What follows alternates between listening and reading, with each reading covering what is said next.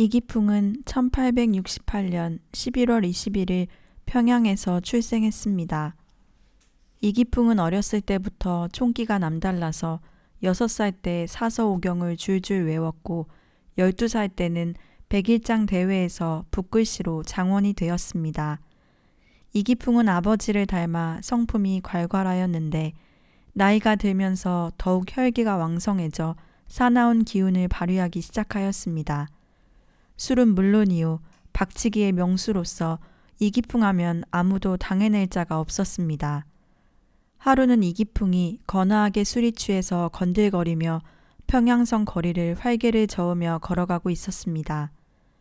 이렇게 얼큰한 기분으로 한눈 붙들고 박치기라도 하면 속이 풀릴 것만 같았습니다.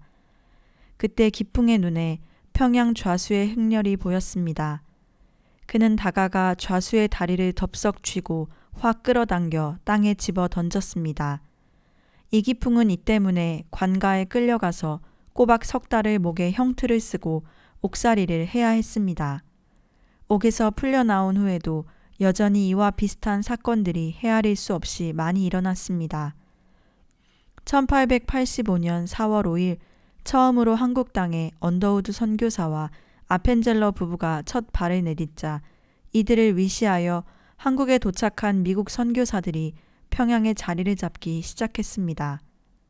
하루는 이기풍이 친구를 만나러 대문을 막 나서는 순간 생전 구경한 일도 없는 코 큰 사람이 집 앞을 지나가고 있었습니다. 보기 드문 큰 체구에다가 거만한 몸짓으로 걸어가는 꼴을 보니 비위가 거슬려 구역질이 났습니다.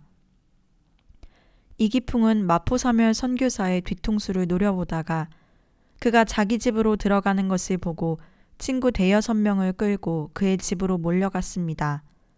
대문을 몇 번 걷어찼으나 아무 반응이 없자 집 근처에 있는 돌이란 돌은 전부 주워 모았습니다. 이기풍이 사인을 주자마자 마포 선교사 집으로 돌이 우박같이 쏟아졌습니다. 유리가 깨지고 기와장이 떨어져 나가는 소리가 들렸습니다. 길 가는 행인들도 놀라서 달아났습니다. 그런데 마포 선교사는 집안에 돌을 던졌는데 아무 반응이 없고 조용했습니다. 이기풍은 그 선교사와 직접 대결하지 못한 것이 분했습니다. 이런 일이 있은 후 1달 뒤에 우연히 장터를 지나다가 사람들이 웅성거리는 것이 눈에 띄었습니다. 군중을 헤치고 들어가 보니 그때 그 마포 선교사가 무슨 책자를 들고 서투른 조선말로 띄엄띄엄 얘기하고 있었습니다. 이기풍은 반사적으로 발밑에 있는 돌을 주워들어 던졌습니다. 마포 선교사는 그 돌을 턱에 맞아 그 자리에 거꾸러졌고 삽시간에 피가 낭자하게 흘렀습니다. 그러나 아무도 선교사를 일으키려고 하지 않았고 군중들도 흩어지고 이기풍도 곧 사라졌습니다. 1984년 동학난에서 유발이 되어 청일 전쟁이 일어나게 되면서 평양성은 삽시간에 피비린내 나는 전쟁터로 변하였습니다. 평양성에서 치열한 전쟁이 점점 더 크게 벌어지게 되자 집집마다 말할 수 없는 기근으로 온 장안은 기아 상태에서 허덕이게 되었습니다. 기고만장하던 이기풍도 어찌할 도리가 없었습니다. 이기풍은 죽음을 각오하고 비오듯 쏟아지는 총알 틈을 피해 평양성을 빠져나와 원산으로 찾아갔습니다.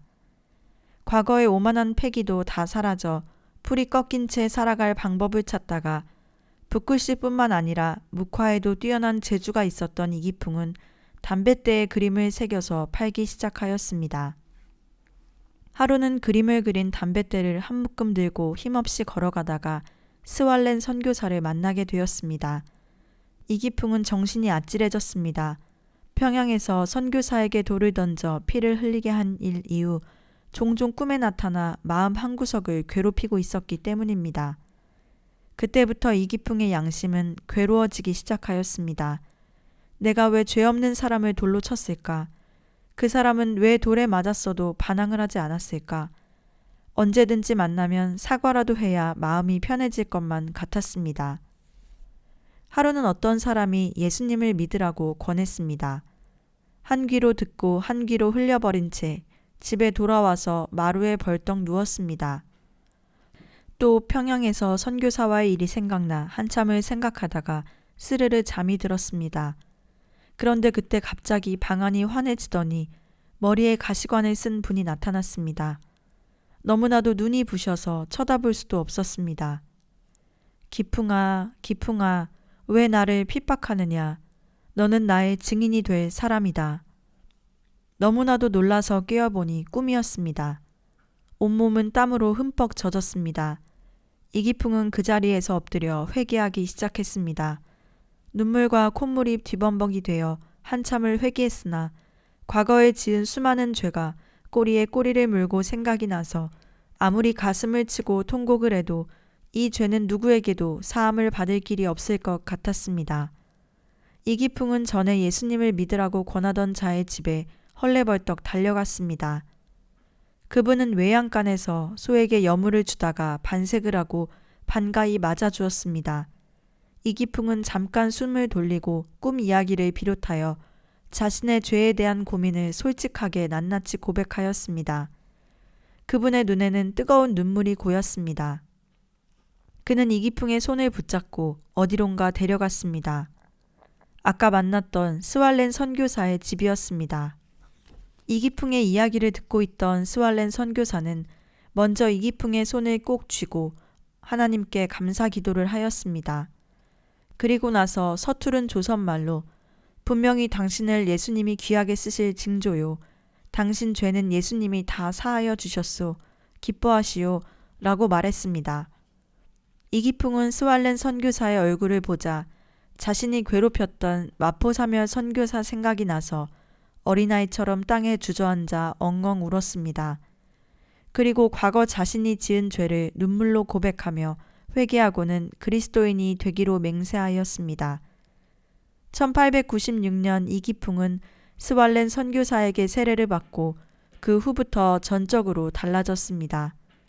동만 트면 나가서 전도하는 것이 하루 일과였으며 완전히 예수님께 미쳐버렸습니다. 어떻게나 열심히 전도를 하고 다녔는지 하루는 거처하고 있는 집주인에게서 쫓겨나게 되었습니다. 하지만 그것이 문제가 아니었습니다. 영원한 지옥에서 형벌을 받을 수밖에 없었던 죄인이 하나님의 은혜로 구속함을 입은 감격으로 그의 가슴은 성령의 불로 활활 타오르고 있었습니다. 1898년부터 1901년까지 기풍은 스왈렌 선교사와 함께 황해도와 관북지방을 돌며 전도 사업을 펼치기 시작했습니다. 기풍은 선교사를 따라 아침부터 저녁까지 온 고을을 돌며 예수님을 전하는 일을 했습니다. 토속신앙과 유교 사상에 물든 사람에게 서양의 예수님을 이해시킨다는 것은 쉽지 않은 일이었습니다. 전도를 하던 어느 날 기풍은 김구의 어머니를 알게 되었고 기풍은 비록 자신보다 한참 손 아래지만 김구와 금세 친한 사이가 되었습니다. 김구의 가슴은 오로지 나라 걱정으로 가득 차 있었습니다.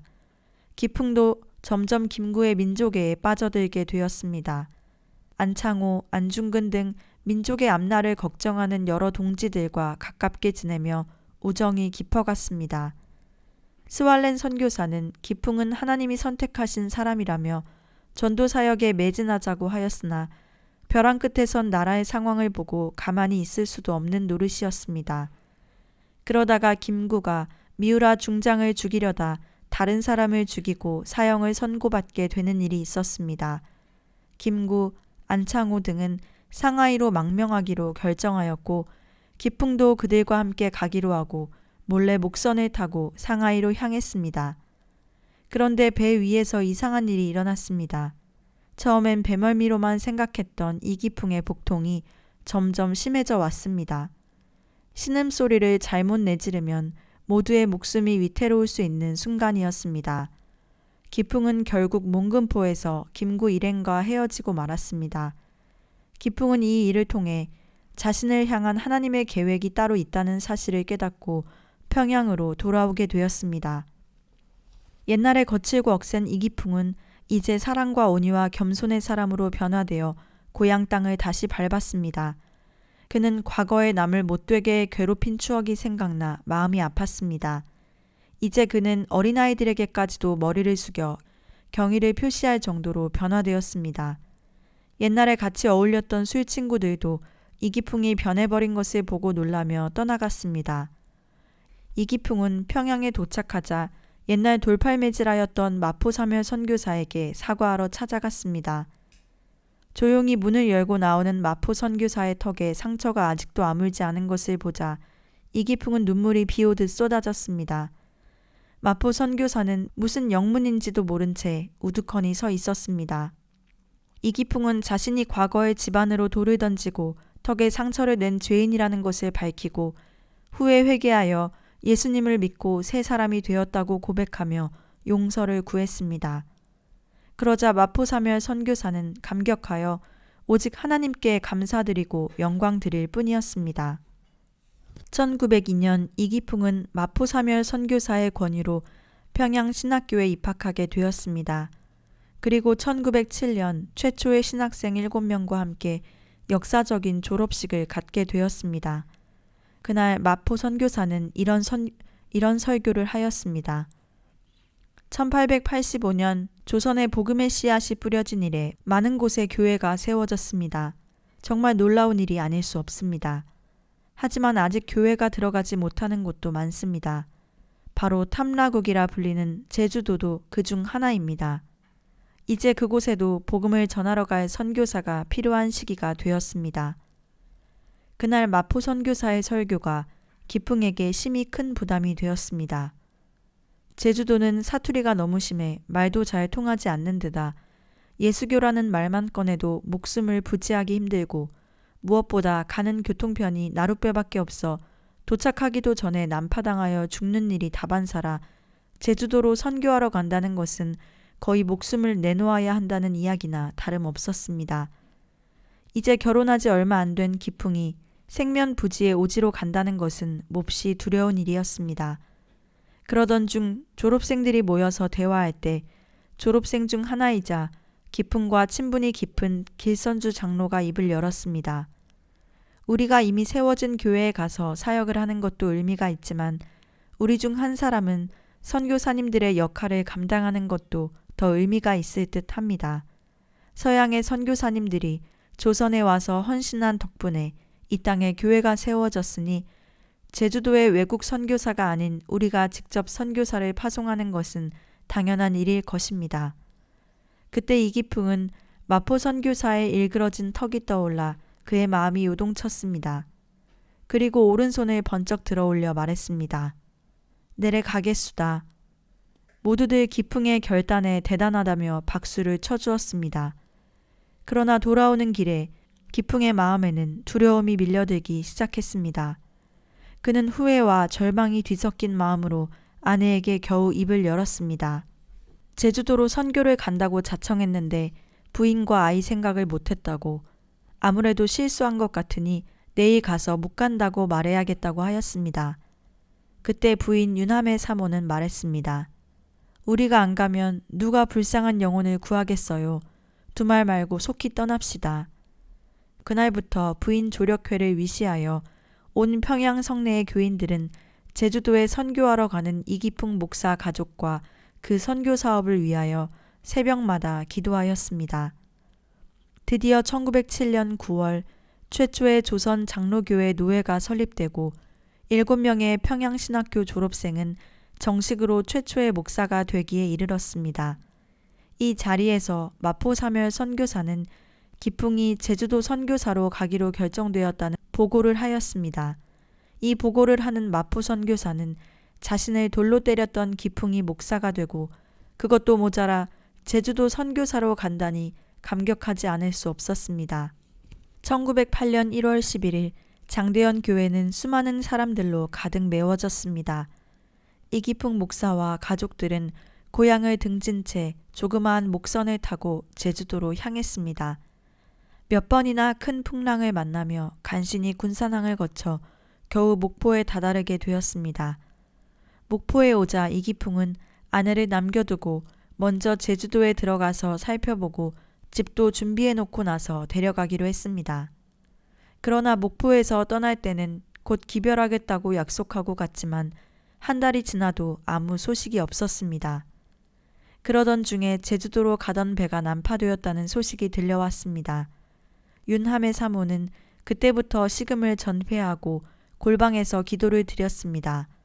한 달여 후에 반가운 소식이 들려왔습니다. 배가 난파하여 모든 사람들이 물에 빠져 죽었으나 이기풍 목사는 헤엄을 쳐서 추자도에 상륙하여 겨우 목숨을 구했다는 소식이었습니다. 그 후 이기풍은 제주도에 발을 딛게 되었습니다. 항상 그리던 제주도에 전도의 사명을 가지고 온 것을 생각할 때 너무도 감격하여 복받쳤습니다. 그는 복받친 가슴을 안고 예수님을 전하기 시작했습니다. 주 예수를 믿으시오. 그러나 사람들은 증오에 찬 눈으로 바라볼 뿐 전도하는 말에 응하려고도 하지 않고 더러는 맹렬히 반대하며 핍박을 하였습니다. 이기풍은 아무도 방을 빌려주려고 하지 않아 잠잘 숙소도 얻지 못하였습니다. 밤이 되면 할 수 없이 한라산 기슭에서 돌을 베개 삼고 바위를 의지하여 잠을 잘 수밖에 없었습니다. 찬 이슬이 온몸을 적시었고 밤바람은 유독히 찼습니다. 이기풍은 어떻게 해야 저 불쌍한 영혼들을 구해낼 수 있을까 하는 생각에 바위를 부둥켜 안고 밤을 새워가며 눈물로써 하나님께 매달렸습니다. 주여 나에게 힘을 주소서. 저 백성을 감동케 할 수 있는 감화력을 주소서. 기풍은 다시 힘을 내어 전도하기 시작했습니다. 그러나 좀처럼 복음을 받아들이지 않자 기풍은 또다시 지쳐갔습니다. 무엇보다 아무도 밥을 주지 않아 냇물과 풀뿌리로 연명하고 있었기에 배고픔의 고통이 견디기 힘들었습니다. 그렇게 아무 데서나 잠을 자고 제대로 먹지 못한 채 며칠을 돌아다니다가 금성리란 곳의 해안가를 지나게 되었습니다. 때마침 해녀들이 보여 그들에게 밥을 얻어먹을 생각으로 다가가는데 곧 힘이 없어 쓰러지고 말았습니다. 기풍이 정신을 차렸을 땐 웬 해녀가 기풍을 바라보고 있었습니다. 기풍은 다시 살아난 것보다 제주도 사람과 이야기를 나눌 수 있다는 사실이 기뻤습니다. 당신이 내 목숨을 살려주셨지만 이제 제가 당신의 생명을 살릴 차례입니다. 기풍은 해녀에게 그간 자신이 겪은 이야기를 하며 예수님을 전했습니다. 놀랍게도 해녀는 예수님을 믿겠다고 하였습니다. 제주도에서 거둔 복음의 첫 열매이었습니다. 어느 날 기풍이 한 장터를 지나다가 그가 서울에서 전도하여 예수님을 믿게 했던 김재원이라는 사람을 만나게 되었습니다. 기풍이 가장 어려움에 빠져 있을 때 김재원을 만나니 천군만마를 얻은 듯 기뻤습니다. 기풍은 그로부터 제주도 사정 이야기를 들을 수 있었습니다. 7년 전 1901년 이곳 제주도 토착민들이 외지에서 온 관리들과 짜고 가톨릭에 반대하여 가톨릭교도 300여 명을 죽여버린 끔찍한 사건이 있었습니다. 이후로 제주도에서는 예수님을 믿으면 목이 달아난다는 소문이 삽시간에 퍼졌고 그래서 기풍에게 그리 적대적이었던 것이었습니다. 김재원은 지쳐있던 이기풍의 손을 꼭 잡으며 김행권, 홍순홍 두 사람을 소개해 주었습니다. 김행권이란 사람은 기풍이 거처할 집을 마련해 주었고 그 집에서 첫 예배를 드릴 수 있었습니다. 그리고 살 집이 마련되니 가족들도 데려올 수 있었습니다. 그 후 기풍은 박영효 대감도 알게 되었습니다. 그는 제주도에 유배를 온 처지였으나 기풍과 고향이 같고 예수님을 믿는 사람이었습니다. 또한 20년 전 마포사멸 선교사가 한국으로 오는 길에 만난 첫 한국인이었습니다. 기풍은 여러 가지 통로로 다시금 힘을 얻고 전도 여행에 나섰습니다. 산기슭이나 마국간 등에서 닥치는 대로 잠을 잤고 음식도 제대로 먹지 못한 채 그렇게 전도 여행을 다녔습니다. 그러나 수개월을 다녔는데도 어쩐 일인지 예수님을 믿겠다고 나서는 사람이 단 한 명도 나타나지 않았습니다. 이기풍은 낙심에 빠져들기 시작했습니다. 거기다가 200명의 사람들이 이기풍을 죽이기로 작정했다는 소리를 듣게 되었습니다. 그날 밤 기풍은 아내와 아이를 붙들고 밤새 한숨도 자지 못했습니다. 다음 날 건강에도 이상이 왔습니다. 몸에 힘이 들어가지 않고 가눌 수가 없었습니다. 기풍은 하나님이 원망스러웠습니다. 전도고 뭐고 다 포기한 채 제주도 선교를 포기하고 싶은 마음에 결국 마포사멸 선교사에게 평양으로 가고 싶다는 편지를 썼습니다. 기풍은 편지를 보낸 지 2달여 만에 답장을 받았습니다. 편지는 잘 받았습니다. 그런데 당신이 내 턱을 때린 흉터가 아직 아물고 있지 않으니 이 흉터가 아물 때까지 더욱 분투 노력하시오. 나의 흉터가 없어지면 그때 오도록 하시오. 기풍은 그 편지를 보고 대성통곡을 하며 회개하였습니다. 다시 이기풍의 마음에 새 희망과 기쁨이 샘솟기 시작했습니다. 그리고 전도하기 시작했습니다. 이기풍은 사람들을 만나서 사귀며 대화하기 위해 일할 때 입는 바지를 늘 싸가지고 다녔습니다. 처음에는 일을 도와주러 왔다는 핑계로 며칠 동안 열심히 일을 하다가 서로 낯이 익고 친해지면 비로소 예수님에 대한 이야기를 꺼내기 시작하였습니다. 농부들은 복음을 받아들이지는 않았지만 이를 도와주니 대적하지 않았습니다. 그러던 어느 날 마을에 큰 홍수가 나서 농작물은 물론 가축들까지도 떠내려갔습니다. 기풍이 상황을 살피러 갔을 때 사람이 물살에 떠내려가고 있었습니다. 그때 기풍은 목숨을 걸고 뛰어들어가 5사람을 살려내었습니다. 그날 이후로 사람들의 태도가 변하기 시작했습니다. 그러나 여전히 침을 뱉고 돌을 던지는 이들도 있었습니다. 이기풍 목사는 그럴 때마다 자신이 던진 돌에 맞았던 마포사멸 선교사를 생각하며 참아냈습니다. 하루는 정신이 이상한 사람이 길에서 뛰어다녀 이기풍은 그를 집에 데리고 왔습니다. 이 사람은 도둑질을 잘하는 사람인데 아무리 쇠사슬로 묶어놓아도 어느 틈에 풀고 도망가기가 일쑤였습니다. 이기풍 목사는 이 사람을 묶어놓고 기도하기 시작했습니다. 평소 같으면 금방 도망쳤을 텐데 그는 도망을 가지 못하고 엉거주춤하다가 푹 주저앉았습니다. 왜 도망을 못 가냐고 묻자 언제나 자신의 대장이 자기 발에 묶인 쇠사슬을 풀어주었는데 오늘은 천군천사가 긴 창을 들고 이 집을 둘러싸는 통에 대장이 못 들어오고 있다는 말을 하면서 담을 가리키며 대장이 담에 걸터 앉아 있는 것이 보이지 않냐고 손짓으로 가르쳤습니다. 물론 이기풍과 유남의 사모의 눈에는 그 마귀가 안 보였습니다. 그때부터 이기풍 목사와 아내는 식음을 전폐하고 힘을 다해 기도하였습니다. 그날 밤이 깊었을 때 갑자기 그의 입에서 개거품을 내고 거꾸러지더니 축 늘어져 버렸습니다. 한참 만에 자다가 일어난 사람 모양 정신을 차리더니 일어났습니다. 이후 그는 예수님을 믿고 집사가 되었습니다. 이 일이 있게 되자 예수교 목사가 병을 고친다는 소문이 온 제주도 내에 쫙 퍼졌습니다. 교회로 환자가 밀어닥치기 시작하였습니다. 하루는 어떤 정신이 이상한 처녀를 부모가 2손을 묶어서 데리고 왔습니다. 이 처녀는 언제나 발가벗은 채 춤을 추며 길을 다녔습니다. 경찰서에도 몇 번이나 붙들려 갔습니다. 이 여성 또한 이기풍 목사 밑에서 새 사람이 되어 몇 년 후에 전도사가 되어 이기풍을 많이 도왔습니다. 1909년 5월 단오날이었습니다. 제주 성안 벽마다 제주도를 악선전한 이기풍을 5월 5일에 때려 죽인다는 벽보가 이곳저곳에 붙어 있었습니다. 아무것도 모르고 있던 이기풍과 가족들은 단오날 아침 식사를 하고 있는데 갑자기 한 무리의 살기 등등한 청년들이 들이닥쳤습니다. 그 청년들의 손에는 돌멩이와 낫, 도끼 등의 무기가 들려 있었고 또 다른 손에는 한성 신문이 들려 있었습니다. 이기풍이 평양을 떠나올 때 6달 후에 제주도의 진기한 풍속을 전해주기로 약속한 적이 있었는데 이에 관한 글을 써 보내준 것이 바로 신문의 기사로 난 것이었습니다. 거기에는 길에 말똥이 아주 많이 널려 있다는 이야기, 돼지를 변소에서 기른다는 이야기, 뱀을 섬긴다는 이야기 등이 실려 있었습니다. 그런데 제주도 사람들은 그 기사가 자기들을 깔보고 수치스럽게 만들었다고 생각하며 분개한 것이었습니다. 바로 그때 제주도 사람들에게 존경받던 박영효 대감이 들어와서 청년들을 설득하기 시작했습니다. 여보게 청년들, 이분이 하신 일이 무슨 큰 죄를 지은 것도 아닌데 죽이려고 할 것이 있겠소? 제주도 풍속이 나쁘다고 인정되면 고치면 될 것 아니오.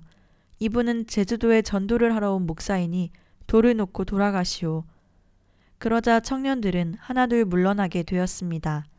이기풍은 그렇게 또 한 번 위기에서 벗어날 수 있었습니다. 이 사건이 일어난 후에도 이기풍은 날마다 촉복음을 들고 나가서 전도하였습니다. 그러던 어느 날 어수룩한 차림의 중년 남성이 지나가는 것을 보고 요한복음 촉복음을 주었습니다. 그는 신기하게 들여다보며 무슨 책이냐고 물었습니다. 그때 이기풍은 성령께서 역사하시는 것을 직감하고는 열심히 전도하기 시작했습니다. 하나님이 세상을 사랑하사 독생자를 주셨으니 이는 저를 믿는 자마다 멸망치 않고 영생을 얻게 하려 하심이니라. 요한복음 3장 16절에 있는 말씀을 설명해주며 자신의 집을 가르쳐주고는 꼭 한번 놀러오라고 당부하였습니다. 김 씨는 며칠이 지나지 않아 이기풍 목사를 찾아왔고 예수님을 믿으면 구원을 얻을 수가 있고 하나님 외에 다른 신을 섬기면 큰 벌을 받는다는 것을 배우게 되었습니다. 특히 조상에게 제사를 드리는 것이 우상을 섬기는 것이므로 예수님을 믿으려면 제일 먼저 제사를 폐하여야 한다고 알려주었습니다. 김 씨는 이 말을 듣자 제사를 지낸 것이 생각나 눈물로 통을 자복하기 시작했습니다. 그는 자신이 죄인인 것을 시인하고 모든 죄를 회개하고 나자 마음이 기쁘고 훨훨 날 것 같았습니다. 김 씨는 그날부터 날마다 성경을 읽고 기도하기 시작했습니다. 그러다 자신의 아버지의 제삿날이 돌아왔습니다. 그는 눈을 감고 기도만 하면 하나님께서 무섭게 자신을 내리치시는 환상이 보여 온몸이 떨렸습니다. 김 씨는 기도가 끝나자 벌떡 일어나 아버지를 모셔놓은 빈소 앞에 다가가서 휘장을 치우고 큰 광주리에 제기를 모두 담고 위패까지도 넣어 뒤뜰로 가 모두 태워버렸습니다. 다음날 김 씨는 제삿날 몰려든 친척들에게 자신의 결심을 표명하고 제사를 지내지 않기로 결정하자 친척들은 이런 당돌한 처사에 이를 부득부득 갈았습니다. 그중 나이가 제일 많은 어른이 살기 등등한 어조로 조상을 모르는 저런 고약한 놈을 잡아다 곤장을 쳐라 라고 하고 멍석에다 김 씨를 뉘어놓고 둘둘 말기 시작하였습니다. 그리고 말아놓은 멍석을 마당 한가운데에 놓고 보리를 타작하는 도리깨로 내려치기 시작하였습니다. 김 씨는 이 멍석 안에서 이를 악물고 아픔을 참으며 기도했습니다. 그리고 예수님이 십자가에 못 박힌 아픔에 비하면 아무것도 아니라고 생각했습니다. 아무리 두들겨도 분이 풀리지 않는 친척들은 시퍼렇게 멍이 든 김 씨를 끌어내었습니다. 이제는 머리에 있는 상투를 풀어 손에 칭칭 감아 사정없이 머리채를 끌고 나갔습니다. 조상을 몰라보는 천하 불효자식을 보시오. 김 씨는 끌려나가면서 하나님께 이 위기를 모면할 수 있게 해달라고 기도하는데 그의 눈에 낫이 보였습니다. 김 씨는 이 낫을 번쩍 들어 자기 머리채를 싹둑 잘랐습니다. 그리곤 뛰기 시작했습니다. 하나님 감사합니다. 나를 살려주셔서 감사합니다. 김 씨는 이 순환을 통해 하나님과 더욱 가까워지고 기쁨이 충만하게 되어 열심히 교회에 출석하며 하나님의 말씀을 배웠습니다. 이 사건을 시작으로 사람들 시선 때문에 예수님을 믿고 싶어도 나서지 못했던 사람들이 하나 둘씩 모이기 시작했고 예수님을 믿는 사람이 점점 나타나 이윽고 교회도 세워졌습니다. 이 이야기의 주인공은 열심히 전도와 충성, 봉사하며 제주도의 신앙의 모범을 보인 김기팽 장로입니다. 한 번은 이기풍 목사가 장터에서 전도하다가 한 청년이 길을 물었습니다. 이기풍은 이때다 싶어 그에게 전도를 하고 자신의 집에 꼭 한번 놀러 오라고 당부하였습니다. 청년은 이틀 후 정말 기풍의 집에 찾아왔고 그날부터 그와의 교제가 이어졌습니다. 어느 날 기풍은 청년과 마주 앉아 이야기를 하다가 엽전 하나를 가져와 손으로 돌리며 전도하기 시작했습니다. 홍승홍 씨, 이 엽전을 보시오. 이 엽전은 인생입니다. 이렇게 돌리다가도 언젠가 쓰러지지 않습니까?